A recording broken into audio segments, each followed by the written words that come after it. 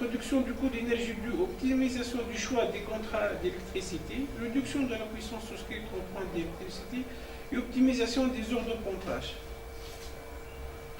Ici une courbe qui montre l'indice du coût d'achat d'électricité et l'indice du prix de vente moyen tension. Donc le coût a quasiment doublé entre 2000 et 2012. Perspective énergétique future, donc les problématiques devant une augmentation rapide et soutenue des prix de l'énergie et la croissance de l'activité économique et l'accroissement de la population et contre la diminution continue des ressources conventionnelles. Donc on est face à un scénario de 350 mètres cubes par an par habitant à l'échéance de 2030.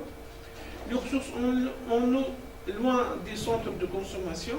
Donc, la chimie, comme j'ai dit, une grande partie de l'eau du nord vers le sud. Donc, on doit faire le renforcement du transfert de l'eau sur de longues distances et le dessalement de l'eau de mer. Donc, ici, ça montre l'importance du dessalement de l'eau de mer à l'échéance de 2015, 2016 et vers 2028. Les eaux saumâtres aussi. Donc, le recours au dessalement augmente la consommation d'énergie. Donc, une augmentation importante de la consommation d'énergie dans le futur.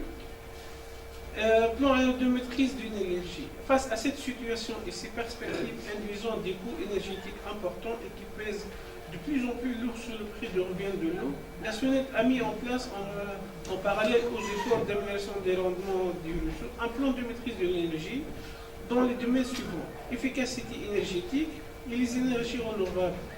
Et on a eu aussi la création d'une direction de maîtrise d'énergie au sein de la SONED. Donc pour l'efficacité énergétique, les objectifs: limiter la consommation spécifique watt par mètre cube à 85% de sa valeur probable dans un scénario d'évolution normale, c'est-à-dire sans la maîtrise d'énergie. Réduire à 10% à l'horizon de 2020 le coût d'achat de l'électricité. Réduire de 15% à l'horizon de 2016 la consommation du carburant du matériel roulant par rapport à l'année 2012. Les actions, donc réalisation des études et des expertises énergétiques en collaboration avec l'ANME et la GIZ. La GIZ, c'est un organisme allemand qui s'occupe une grande partie de l'efficacité énergétique dans les pays arabes. Mise en place d'un système de management de l'énergie conforme à l'ISO 50001. L'installation d'équipements et l'utilisation des technologies permettant l'amélioration de l'efficacité énergétique et la régulation de la pression, exemple les variateurs de vitesse. Installation du système intelligent pour l'optimisation de l'horaire de pompage à travers des automates, ça sera plus efficace que les horloges. Mise en place d'un système de gestion de flux de véhicules par GPS, donc ça a eu un grand impact sur la consommation du carburant. Calcul du bilan carbone de la SONED en collaboration avec l'ANME. Sensibilisation, formation et information continue de tous les intervenants et acteurs de la maîtrise d'énergie à la SONED. Ici, la réalisation des études et des expertise énergétique en collaboration avec l'ANME et la GIZ. Donc, entre la période février 2012 et février 2013, on a fait la réalisation des études énergétiques pilotes par un bureau d'études et consulting allemand, donc 14 stations de pompage seulement. On a choisi à peu près les 14 plus grandes stations qui consomment l'énergie à la SONED. Donc, exemple, station audit énergétique de la station SP1 Rdir El Golla. Donc, Rdir El Golla, c'est une grande station de traitement d'eau qui alimente le Grand Tunis et une partie du Cap Blanc. Station équipée de 6 pompes centrifuges, moteur alimenté en 5,5 kV.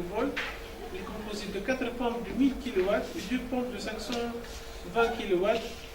Grandeur énergétique prise sur le CPAM, c'est un appareil qui montre la consommation électrique à temps réel, plus un réserve d'énergie portatif, et 6 pompes par pompe, puis toutes les pompes en fonction.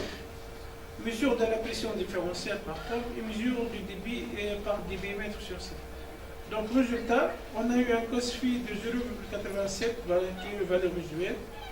Ratio énergétique bon, dans le nord de ce type d'équipement, rendement 78 à 80%. Donc, ratio énergétique de fonctionnement de 5 pompes, très bon, 78%.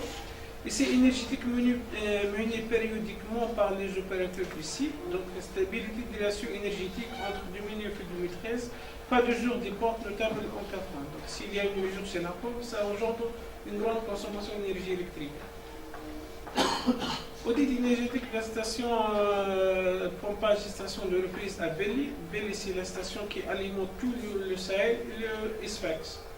En eau potable. Donc, la station de pompage est équipée de 8 pompes centrifuges, moteur alimenté en 5,5 kV. Donc, et la station de reprise est équipée de 7 pompes centrifuges, aussi alimentées en 5,5 kV. Donc, le résultat pour la station de pompage de Belly, rendement énergétique faible. On a eu recours au changement durant l'année 2013 d'une partie de ces pompes.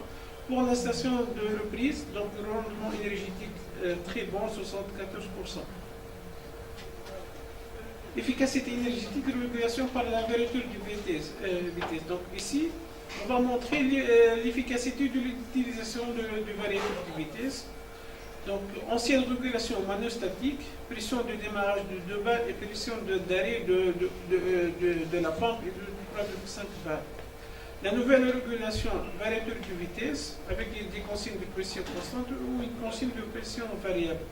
Donc ici, dans les coupes, ça montre l'efficacité de l'utilisation du variateur de vitesse pour la consommation spécifique en watts par mètre cube. Et aussi, on a eu un autre résultat, c'est pas de réclamation, pas de problème de manque de pression, fonctionnement adéquat des équipements, d'une diminution substantielle de la consommation spécifique et un taux en retour sur investissement de 2,5 M.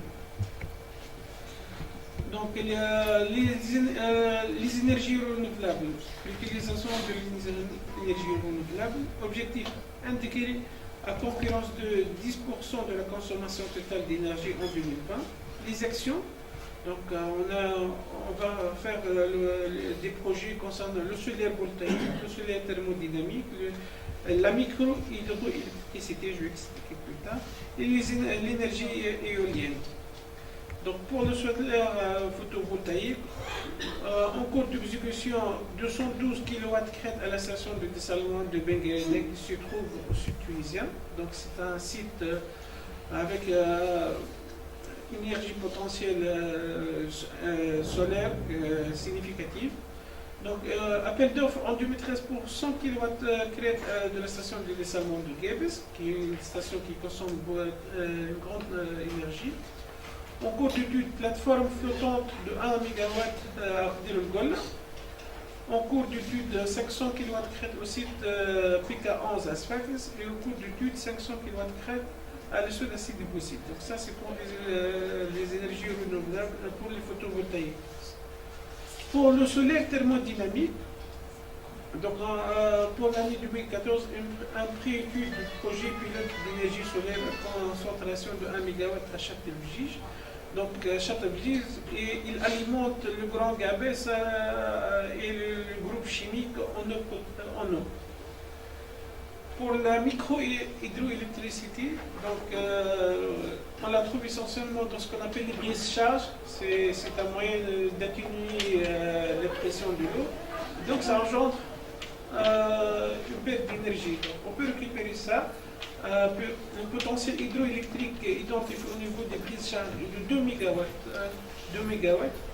On a un projet pilote d'une microcentrale hydroélectrique de 50 kW avec l'ANAMO et la GIZ pour un investissement de 80 000 euros.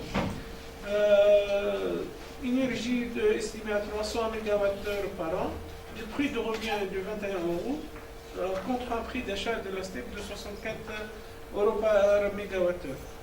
Donc la REN est basée sur les valeurs normales et égale à environ 250 000 euros et de l'usine de récupération des 5 ans.